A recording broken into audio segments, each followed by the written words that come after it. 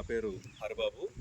నేను ఉత్తరాంధ్ర చెరువుల పరిరక్షణ సమితి విజయనగరం జిల్లా జనరల్ సెక్రటరీగా పనిచేస్తున్నాను.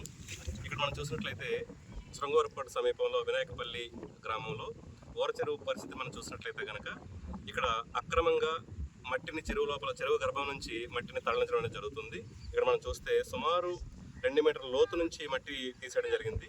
ఇదే చెరువులో మనం కానీ గతంలో అబ్జర్వ్ చేసినట్లయితే కనుక పరిసర ప్రాంతాల్లో చూస్తే కనుక ఉపాధి హామీ పని జరుగుతున్నట్లు కూడా మనం గమనించవచ్చు. ఇక్కడ సుమారు గ్రామస్తులందరికీ కూడా 45 రోజుల పాటు ఇక్కడ ఉపాధి కల్పించే ఓర చెరువులో అక్రమంగా 2 మీటర్ల పైగా మట్టిని అక్రమార్కులు తరలించడం అనేది క్లియర్గా ఇక్కడ కనిపిస్తుంది. దీనికి అనుమతులు ఉన్నాయా లేదన్నది ఇప్పుడు మనం తక్షణమే తెలుసుకోవాల్సిన అవసరం ఉంది.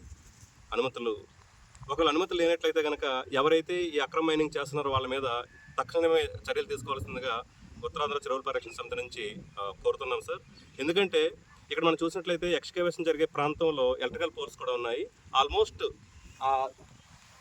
స్తంభాలు ఏవైతే ఉన్నాయో స్తంభాలు మొదల వరకు కూడా ఇక్కడ మైనింగ్ అనేది జరిగింది. సో రేపు పొద్దున్న అవి ఏమైనా జరిగితే కనుక ఆ పరిహారం అనేది నష్టం అనేది ఎవరు భరిస్తారు అన్నది కూడా ఇక్కడ మనల్ని మనం ప్రశ్నించుకోవాల్సిన సందర్భం. అలాగే ఎక్స్కవేషన్ బండకు ఇంత దగ్గరలో జరుగుతున్నప్పుడు రేపొద్దున బయోడైవర్సిటీ ఆ బండ గట్లు మళ్ళీ జారి చెరువులోకి వచ్చే పరిస్థితి మనకు కనబడుతుంది. నెక్స్ట్ ఇంకోటి ఏంటంటే ఒక చెరువు గర్భంలో ఎంత మొత్తంలో మట్టిని తరలించాలి, ఒక ఏడాదికి ఇంత క్యూబిక్ మీటర్ల మట్టి అనేది తీయాలనేది ఒక రూల్ ఉంటుంది. దానికి ఎగెయినెస్ట్గా కొన్ని వందల మందికి ఉపాధి కల్పించాల్సిన చెరువు గర్భంలో ఒకే ఒక ఆసామి ఎటువంటి అనుమతులు లేకుండా ఇటు చెరువులో ఉన్న పూడికిని లేదా మట్టిని తరలించడం అనేది ఖండించదగ్గ విషయం.